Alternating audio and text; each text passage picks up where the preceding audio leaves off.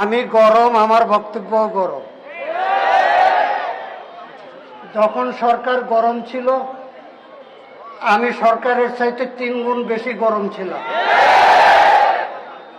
আপনারা লক্ষ্য করে শুনেছেন, আমি বলেছিলাম যে ব্যালট পেপারে টান দিয়া বাক্স ভরাট করবে, তো যে ব্যালট পেপারে হাত দিবে তাকে একটা জুতার বাড়ি দিলে 5,000 টাকা পুরস্কার, 2টা বাড়ি দিলে 10,000 টাকা পুরস্কার।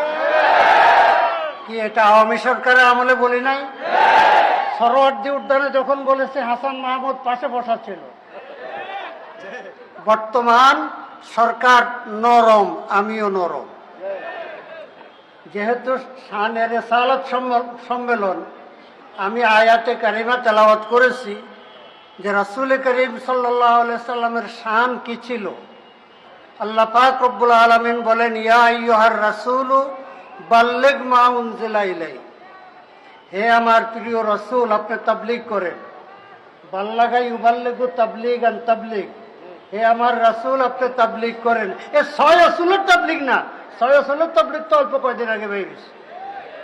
তাবলীগের বিষয়বস্তু কি আল্লাহ পাক নির্ধারিত করে দিয়েছেন, মা উনজিলা ইলাইক।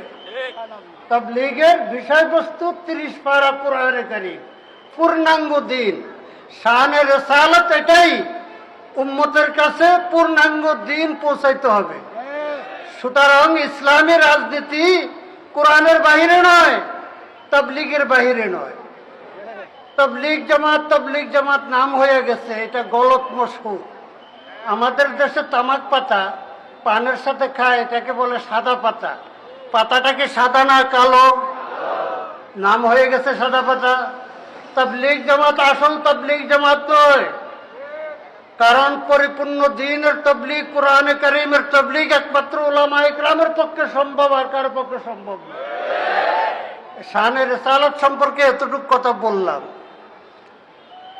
বর্তমান সরকার তত্ত্বাবধায়ক সরকার, নির্বাচন দিয়ে দায়িত্ব ছেড়ে দিবে। অন্তর্বর্তীকালীন সরকার কবে ছাড়বে সেটা এখনো নিশ্চিত না। আমরা তাড়াহুড়া করি, সিন্নি খাইতে একটু অপেক্ষা করা লাগে, নতুবা মুখ পোড়া যায়। আমরা তাড়াহুড়া করব না। সংস্কারের জন্য যতটুকু সময়ের প্রয়োজন আমরা সময় দেব।